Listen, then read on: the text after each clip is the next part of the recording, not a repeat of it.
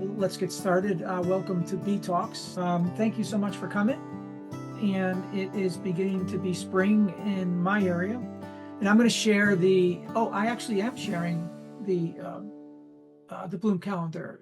In February, in the beginning of March, we're on March 14th, 13th now. And so we're right on time with stuff, except I haven't seen any red dead natal yet, and that might be coming out in a couple days. But if you notice, there's a common snow dropout. We won't see bees on that. And there's Helleborus. Now you might see a bee on that. That is a cultivar, but there's lots of them around, and they're ornamental. And you can see a native pollinator on them, and you can also see a honeybee on it. You will not see bumblebees this time of year because the queens are not out yet.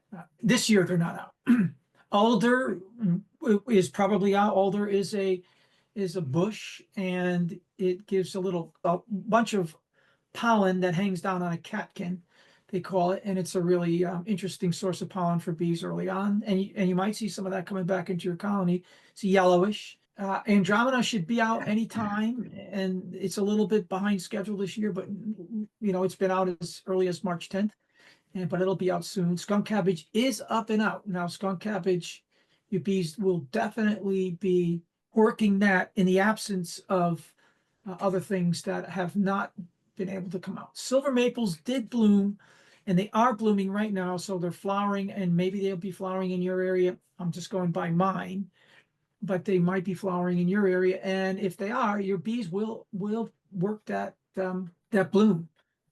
I thought I watched them drop during the ice storm we had, because they did get to but what we could refer to as bud swell, and then they got covered with ice, and then the weight of the ice pulled the blooms off the silver maples, and I watched them rain down on the yard. Oddly enough, one of the trees survived that onslaught of that ice, and there they are.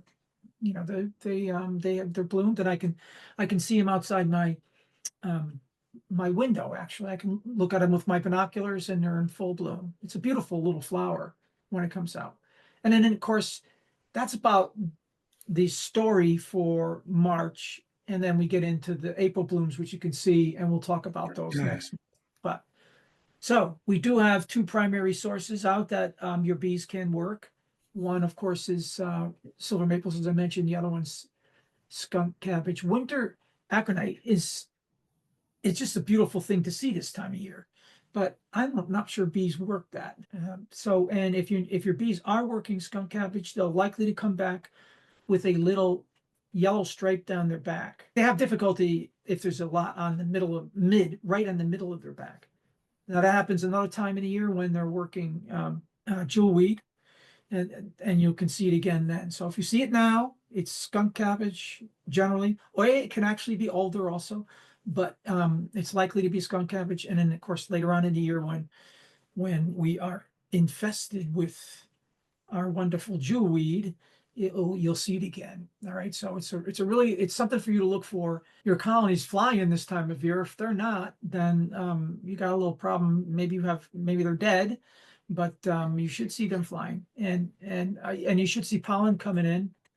And the ones that are bringing in a lot of pollen and are flying in an energetic way out of your colony are probably going to be good candidates for you to think about either splitting in a little while, or taking a quick look and making certain that your ones that are not doing that are queen right and alive still. So we're going to show a couple of so let me give you the overview. So John's got a question about this, and he's wondering if this is mold.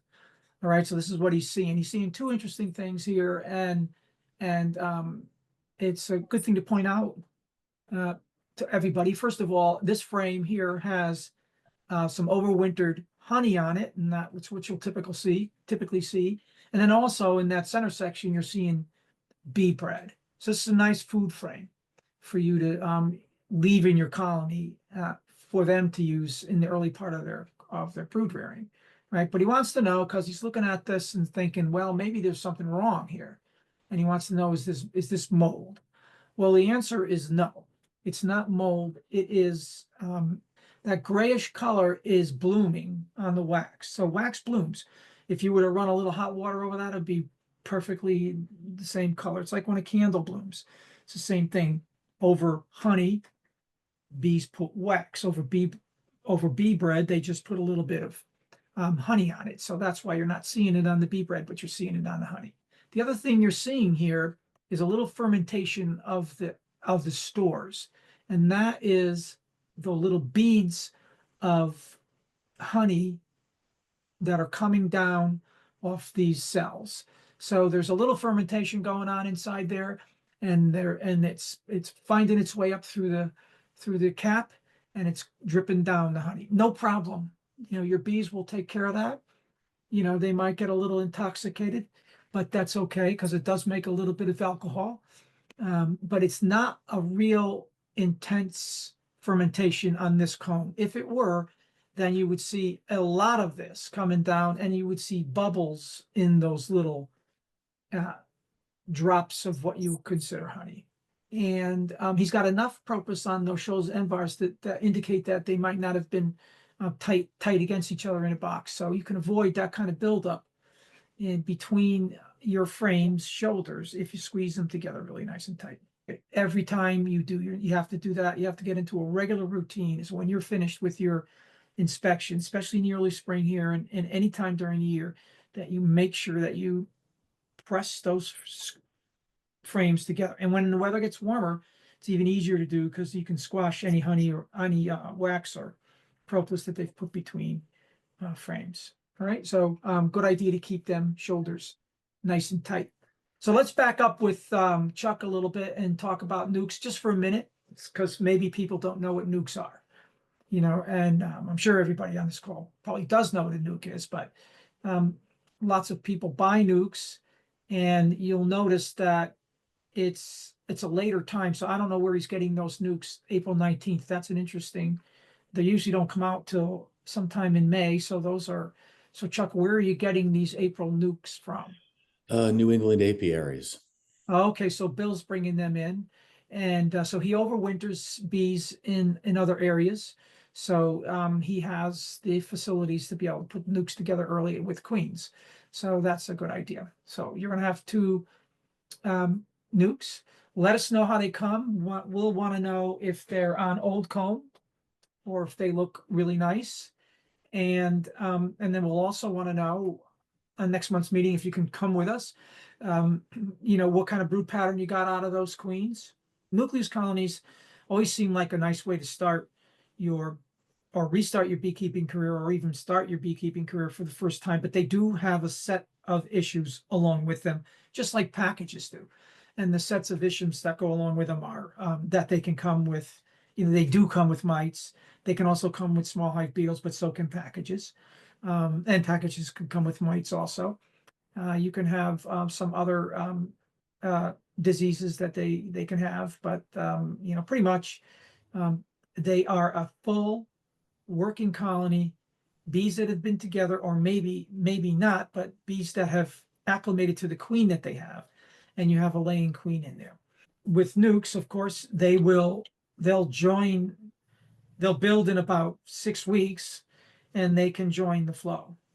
So you can make honey with nukes with packages that come even in March or early April, late March or early April. It's sometimes difficult to make any honey with them the first year because they need about 10 or 11 weeks to build up. And if you do the math, or if you even look at our blue calendar that we had up earlier, you'll notice that, that interval 10 weeks puts you just past the flow. All right. Nukes can swarm the first year, just like packages can swarm the first year. So you're not really, you don't really get away with anything in beekeeping. There's always trade-offs, and it's also fun to start with packages. All right, so if there's so Bill's bringing them in. All right, great. All right, we're getting some packages from Bill too. Excellent. All right. So Paul L. I lost several hives in mid-December. The hardware has been stored in a dry shed. Each hive has 40 pounds plus of resources. Given this year's die out, your thoughts on using the equipment this spring? Perfect. You can use it all you want. We have no idea what's going on with this year's die out, and of course, it doesn't affect us as backyard beekeepers anyway. So this is what you're hearing about, and we might want to spend a minute talking about this whole bee apocalypse that folks have been all excited about. And so, they've taken samples. There's some really interesting folks in the bee lab that should be able to help us help those folks understand what's happening to those colonies. And this has happened before, not quite with the same symptoms, but it seems as though to me that there's periodic die-offs of bees, just like there are lemmings and other whales on the beach, and could be a natural process. But remember that when you're hearing these headlines, they're coming from commercial beekeepers and backyard beekeepers or sideliners. Very few backyard beekeepers are in the 50% loss range almost always. So we're not really that concerned about us because we don't expose our colonies to the toxins that commercial beekeepers expose their bees to. Right. So they put their bees in harm's way when they do pollination with them. They put them in harm's way when they douse them with off-label chemicals to kill varroa. I mean, I'm not speaking out of school or saying anything imaginary. They'll be the first ones to tell you what they use. Not every single beekeeper is a scofflaw, um, but a majority of the commercial beekeepers have to keep their bees alive no matter what they do. So we started a little conversation saying that I was telling everybody that I've been witnessing pollen coming into all my hives, orange and a yellowish, and then a large number of people came back saying that they've been seeing the same too. White coming in, some white and gray coming in. So I think it just kind of corresponds to your comment about probably skunk cabbage earlier when you were talking about your bloom calendar. Yeah, skunk cabbage would be yellow, like a sort of a richer yellow. Now, gray, so those pollens are likely to be from maple. Maple's sort of a greenish gray color pollen, so it's muted. Bloom that's fallen off of a silver maple, say, or what some people call swamp maples. If you look at the anther on that little flower, it's a tiny, tiny flower, but you can see it. It's got a nice dark color. It's not yellow. So yeah, so that could be maple. And whatever else they're getting on alder or anything like that. I saw some white pollen coming in also. Well, Bill, why don't you ask the question? You can flesh it out if you want. I've got a number of hives that I've been able to overwinter, and I was just into them last week on one of the warm days. And I took a quick look in there. I see no evidence of any kind of drone cells being formed yet. So, Yes. So without any drone cells, you can't make queens because you can't fertilize them, and you can't do any kind of splits because they'll just die out. How long do we have to wait before we can consider doing splits of any form? Well, you can do splits anytime there's queens available. So the reason I said that is because sometimes with the early March packages, you'll get suppliers that will bring queens up and have some for sale. So you have to figure that out. You can go to BeeCommerce, ask Leslie in BeeCommerce about that. Bill up in New England Apiaries. I'm sure he'll have queens at the end of the month. So yeah, you can get started early if you want without drones flying, if you can get a mated queen. And then of course, all you would do is put a couple of frames of brood in a split and that mated queen and you'd be off and going. So Bill's bringing up a really important part. We'll talk more about it as we get into swarm season, but he's talking about the biology and the need for you to have a fertile queen when you start splitting your colonies, or the ability for the colony to make a queen and get her mated. Now, when drones first start to fly, you're sort of on the borderline of getting a really thoroughly mated queen. So if you're ambitious and you want to split your colony early on and you don't have, drones are just beginning to fly, you could get into a little bit of situation where, yes, you get a mated queen, but she's not really well mated and she's sort of a flop in the colony. So we usually wait till we got a lot of drones flying before we try to make walk away splits where we allow a colony to raise their own queen. Excellent. We have a question coming up from Mark. Is it a good time to feed supplemental pollen?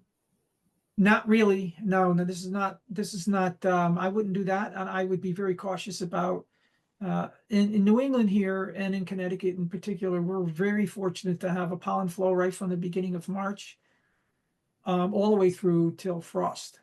So unless you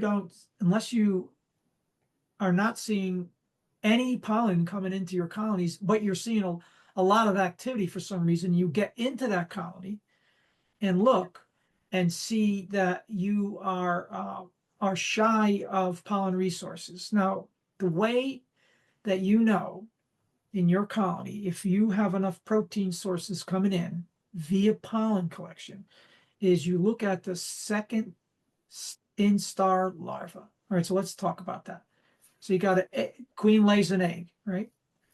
That egg stays in the center of the cell for about 3 days and then folds down, lays down, and becomes a larva, right? We call it hatching, but it's not anywhere near hatching, right? It's just a transition from an egg to a larva. That bee begins to be fed royal jelly, but not the first instar larva. It's the first instar larva is so small that a little drop of food from a nurse bee would be sufficient to keep it for a period of time. So, and anyway, it's hard for you to see a first instar larva. You know, they're very difficult. They're very, very tiny.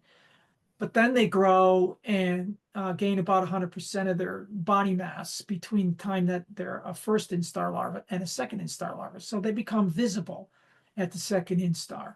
And they should be in a big floating sea of royal jelly, right? So nurse bees will feed the mouth of the larva. So they put the food right in the mouth, and then the larva spins in the cell and eats it, right? So second instar, third instar, if those two instars of larva, and I'm calling them instars, you can call them molts or whatever. I think you all know that you go through 5 stages of larval development, and then the cell gets capped and it becomes a prepupa and then pupa.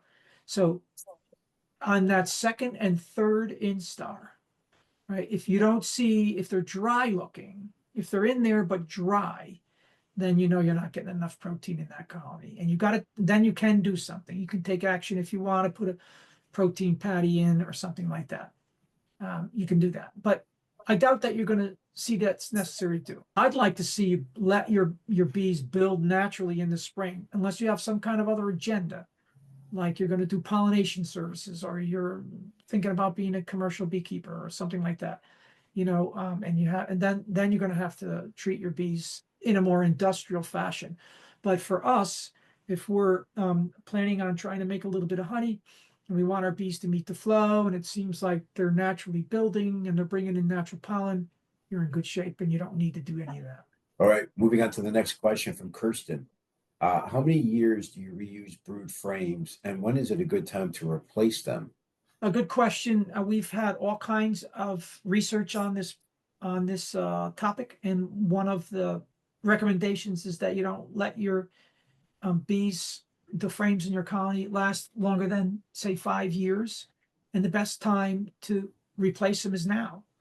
You know, likely you've come through the winter time if you're running too deep, say, for instance, or 3 mediums, you know, conventional Langstroth frames or Hoffman frames, and you had 2 deeps, you'll find 1 box is empty and your bees will be all up in 1 box. That's the time when you take a look at the frames that are empty in all of your boxes. And if you have to rotate them out, that's the time you do it. You know, you can go back to 1 box with all the frames you want to keep, and then put another box on top and let them draw that comb out, and you can have fun. You can either run them at 1 box or start, you know, making new frames in that time frame. So now's the time to do it. When you know, when you have empty boxes and comb you can see is old. Now, your comb that you'll want to take out is comb that looks like it's tar. You know, I mean, it is black and it smells so great. I mean, it's got a nice leathery smell. You know, you want to keep it around. I use it in my swarm boxes. It's a great attraction for bees. Queens love old comb. I mean, they like to lay in two things: really old, licorice looking comb and and honey supers stickies that you bring back and try things. So they do those two things to us to try to keep us on guard. But that old comb you can use for, as I said, as in swarm boxes. You end up with a problem though. You put them in a swarm box, then a swarm goes in it. Queen starts laying immediately on that comb, and then you got it like, what do we do with it? You know, so now you start off again with your old comb. I have not found any advantage of replacing comb in a phoretic way. So I don't really have I I go for years and then I'll discard a bunch of comb that looks really ratty. Hey, Bill, quick question on what you just said from this is my question. You were if you need to swap out comb in one or frames in one of the like the brood box number one, the one on the bottom, Yeah. do you checkerboard it with new, old, or is it best just to kind of replace it all on the on in that box? Yeah, so you'll have to be in the mode where your bees will have to be in the mode where they want to draw comb out. Yep. So if you that if you put foundation in at the wrong time or when bees don't need it at all, they won't draw it out and it'll just lay in there as a piece of foundation. But yeah, so I mean you can try to draw it out with syrup. You know, you can put some light syrup on them and see if you want to draw comb that way. There's other ways to do it. But yeah, you gotta put them in a position where they're drawn. Checkerboarding is something that I try to discourage beekeepers from thinking about or even doing because that is not a natural way that the bees will operate a brood nest. And what we do when we do that in the brood nest, we will disturb the natural pattern. Think about bees, queens trying to lay in sort of these elliptical patterns on the face of a frame, and then they move to the next frame, and then everything else moves over with it, right? The pollen begins to accumulate in that energy interface and all that. So that's all a natural way that bees build a brood nest. They've been doing that for thousands and thousands of years. So when you put an empty frame in the middle of it, they'll recover from your interference, but it's not natural. It's not naturally the way that they do it, and you'll slow down the process of building up. If they have to skip between frames, eventually they'll draw that out, but you're going to ask them to use their resources to do that. So I just kind of put them at the ends of the brood nest, my new frames. So I Got it. leave the Okay. brood nest intact and put them on the ends, and then eventually they get around to drawing it. All right, the next one from Jeremy. What can I use to catch a swarm? It'd be really cool to catch one. Been waiting to try for a couple of years. All right, so so what you can use is just a regular swarm box, and there's plenty of data out there on how to build one. You can just look it up, and that's what you use your old comb in. But if you don't have old comb, you can put you actually can't put it won't work with foundation because the bees are not likely to be drawn out foundation. They're not likely to be attracted to a swarm box unless you have old comb in it. And then you can also buy from the supply houses, you can buy queen lore, and you can put that in there also. And that will draw bees to that box. I've been very successful with just a deep and build it in a way where I'm following the rules that that Tom Seeley lays out in his studies for swarm boxes. One 40-liter box and hanging it in the tree anywhere, about 10 feet off the ground, with one single hole in the side of it, not in the end, and then a solid bottom, and then those old combs in it. Yeah, so there's plenty of stuff. Search the internet on swarm boxes. You'll see a lot of people. Excellent. The next question comes from Teresa. Not sure if this is a dumb question, but wondering if a hive ended up going queenless into winter, would the colony die out? I cleaned a dead out today and there was no sign of a queen in the pile of bees. All the frames looked good and there was still a lot of food. Maybe it was mite overload, but I had done 2 late fall OA treatments. Yeah, late fall OA treatments won't do it. You have to make certain that, I mean, it could be that they died for any number of reasons. We really won't know. You're likely not to find your queen in that pile of bees, but you can find her. But remember, she doesn't look like a queen anymore. After queens die, they lose all of their moisture, just like every other bee in the colony, and they're hard to see because they're just little at that point. They're just looking like any other bee. Yeah, your bee, if your colony was queenless going into the winter, yeah, it will likely die for sure. Excellent. All right, we have a question from Chuck Landry. Bill, in the past bee talk, you mentioned, I think, a way you can use small hive beetle traps that was a bit unconventional. Can you point me to where I can read that? Thank you. The beetle jail, in other words, you're talking about. Yeah. So yeah, there's a couple of small hive beetles, by the way. Our transparent colony in the bee yard died over winter with a fairly large population of bees and a large population of small hive beetles. So I don't know why it died. I asked it to live, but it didn't work. So, but it died anyway. So we're going to run it again this year. We're going to start it all over again with new frames and let them build out again. And you'll be able to see that again this year in the yard. We'll install our package in April, and we'll get it going again. But anyway, there are 2 types of small hive beetle traps, and there's the beetle buster, and then there's the beetle jail. What I suggest you use is the latter, the beetle jail. Now that one sits with 2 little arms over the top of the top bar and slides down in the seam between 2 top bars and weight down below it. Right. So that's the one that I think I would recommend that you use. And I would buy some right away if you're going to use them, because they are part of the tariff. And, who knows how much they'll be when you try to use them.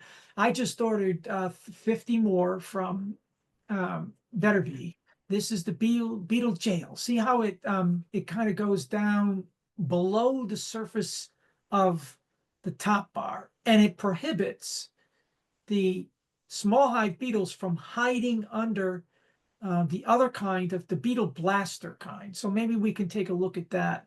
And in this one, I use a hypodermic needle with the right amount of vegetable oil in it, and I shoot it in there. And I left them on all winter, and they came out fine. There's the oil is still good in them, and they caught beetles till the end. There it is. So there's the beetle blaster. Now, if you notice that so this one goes in the seam, but those 2 black sides rest on either side of the top bar around it, right? And small hive beetles love these. I mean, yeah, they can catch some beetles, and they do, but they also lay eggs underneath those 2 wings, and because your top bars are likely to be uneven, they never can lay flat enough to keep beetles from going underneath them. And so what you get is small hive beetles that are living under there. So it works both as a kind of catching. It does kind of catch beetles, but it also will give beetles a place to hide. And you just can't get it flat enough. And so what I was doing every time I went in to the beetle blasters, I take my hive tool and run it along the top and try to squash it all. But I couldn't even do that, because as soon as I started to go across the top of that beetle blaster with my hive tool, it deformed it. And then the small hive beetles were just running all over the place. So, I mean, it was kind of as discouraging to use. Whereas with the beetle jail, none of that occurs. And if you're going to catch bees, if you're going to catch small hive beetles, you're going to catch a lot of them. And then Bill, then you want to make sure you're remembering that you have them in your top box. Oh yeah, okay. So that's know? the other. Thank you, Tim. Well, I mean, so that is an issue, because you have to make certain that you do that, because as soon as you pick that thing up, your natural tendency is going to be to tilt it. And when you do that, you're going to empty the contents of that small hive beetle trap onto your comb, and you'll kill bees, and you'll make a total mess. So Tim has done that. So he knows this. but Tim's not alone because I've done it also. You forget that they're in there, and especially if you put them in the bottom deep, you can forget completely about them. So I have now gotten to the habit of moving my cover first and looking before I move the colony at all. So you have to adjust to that. And the other thing about traps while we're on it is I went over to cotton duck inner covers, which I just absolutely love. I mean, it just takes away all of that use of an inner cover, which just is another piece of equipment that you have to scrape off and clean, or you have to keep track of, or there's a hole in the center of it for a port or bee escape. So it's like I love the fact that I could just leave that cotton duct. I could just move a little bit of it over and expose a few frames and pick out what I want to take a look at it.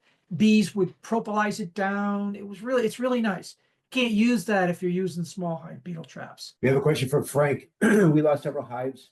Can we use the honey and the bee bread from the dead hive for a package we ordered and for the hive that survived?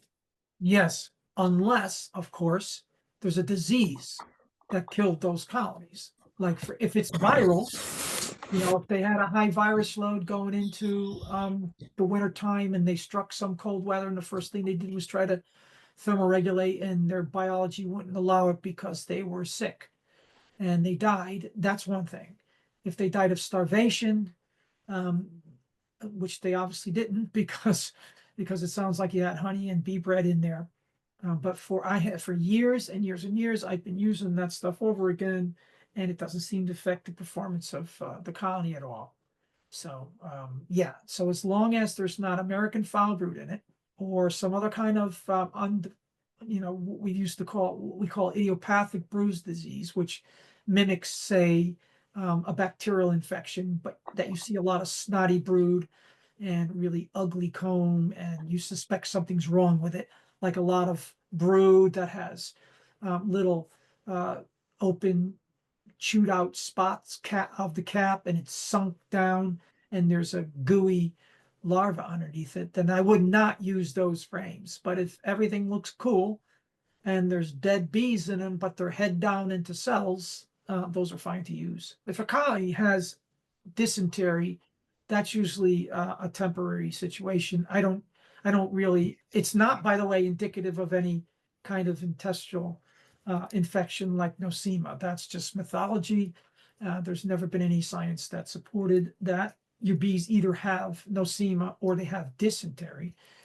The dysentery can be from a high particulate in the food that they gathered late in the fall, and they weren't able to take cleansing flights. So out of desperation, they've defecated on sometimes they defecate inside the colony. At that point, they're really highly stressed and they're likely to die. They sometimes will just get outside and defecate as soon as they get outside the colony, and it's all over the front of the colony and on the landing board and all of that. That's just plain old dysentery. Wipe that off, because what you want to see is if it occurs again. And so you want a clear surface, because it can happen with the first flights in the springtime, and then you don't see it ever again. But dysentery will normally clear up by itself. We have a question from Gareth. Do bees always create queen cells before they swarm? Yes, always. All right, so you might not see them and think that they didn't, but they did. Yeah, the swarm biology is consistent in only that way. Glad that you asked that. That is the only consistent thing. Bees will go through the process in the spring here where they'll build a bunch of what we call queen structures or buttons or queen cups, whatever you want to call them. They're little features, wax features, sometimes along the bottom bars, but sometimes you'll see them in little spaces where there's some comb missing against the sidebar. They'll build a little queen cup in there. Those are sort of like their little guarantee emergency cells. So if they begin the swarm process, and the literature sort of supports that if bees are building a lot of those little queen structures, and what you'll find after that is an egg in them if the colony is going to swarm. That that is about a 90% chance that the bees are going to swarm once you see an egg in it. But they will reverse their swarmy urge with eggs in the cups, right? But not with larvae in the cups. With larvae in the cup, they are making queens and they are on their way to swarm. You can guarantee that under 99% of the time, if you see those little queen, what we call queen structures or little queen buttons, it's just a little raised cell and it looks like the beginning of a peanut shell. You are going to have a colony that swarms if there's larvae in there. If you're in a part of the season where there are drones flying and you, for some reason, like the characteristics of that colony, you could ignore all the bee lore that says that you shouldn't raise a queen from a colony that's going to swarm because you're only going to get them to swarm again. Forget that. If the colonies have the characteristics that you want, and like maybe they made a lot of honey last year, maybe they're gentle bees and they made a lot of honey. Maybe they had low varroa counts, all of that stuff. Whatever it is that you like about them, you can use those frames with those cups and larvae on them to make new queens and let them go through the natural cycle of a walk-away split. So you could take them out, those frames out, put some brood in a little nuke box, and you have a nice little colony that will, in 16 days, will have a new queen, a virgin queen out, and she'll then go on her mating flights, and you have an 80% chance that colony come up queen right. Bill, have you taken your insulation covers off? No, not yet, but I will as soon as I get up there and do that. It doesn't, at this point, we're going to be in the 40s and 50s. Side insulation is important, but as you might know, I run top insulation all year round. So those will not come off. So I keep top insulation on. I'll take the side insulation off. In our environment, in our version of a temperate environment, we lose about 75% of our heat out of the top of our boxes, maybe 25 or so on the side. So now with the strong angle of the sun and nice sunny days where you're getting 50 degrees or maybe 60, you're not losing much heat out of your side boxes. The days are longer, the nights are shorter. So, and you're preserving your heat, which is going up by having an insulated top. So I leave my insulated top on, but I'll take my sleeves off because you can't work the colony with sleeves on them. It's hard to do that. Peter Hayes asked a question. It would be good if Bill could talk to his article in the March American Bee Journal on reading sticky board mite counts and calculating mite population. Yeah, I could. It has gotten a lot of it got a lot of press. It's being reprinted in Europe, and it has gotten me an invitation to Australia to talk about it. So it's really took off, that one, and I wrote that a couple of years back, but I never really published it. It is based on a real lot of science that describes how bees will drop varroa out of their colony, and you can pick it up on a sticky board and do some calculations that are in the article and determine what your varroa population is in that colony. It is a lot of solid research. I think that that has been overlooked in favor of other kinds of methods to measure, and it has some lost validity that was replaced by, the trend to do alcohol washes, CO2, and anesthetizing your bees with CO2 using a soapy water, and all that stuff seems way sexier than sticky boards. But sticky boards have a part, and I think that if you have a chance to get my article or read it, I will post it on our website, and you can look at it there. You can read the science that I quote, and then you can do the calculations on your own, and you can get a good feeling for what's going on in your colony all year long with sticky boards if you want.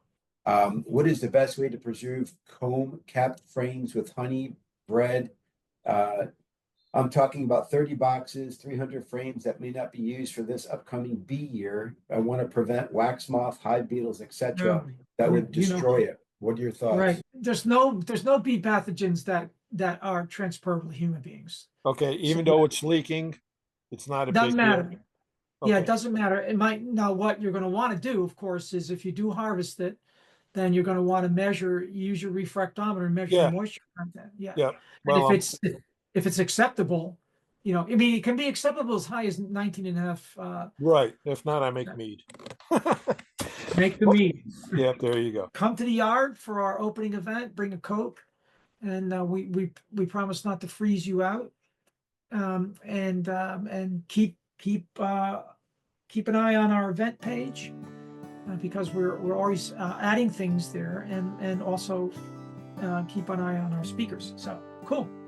Thank you so much, and I will see you next time we gather.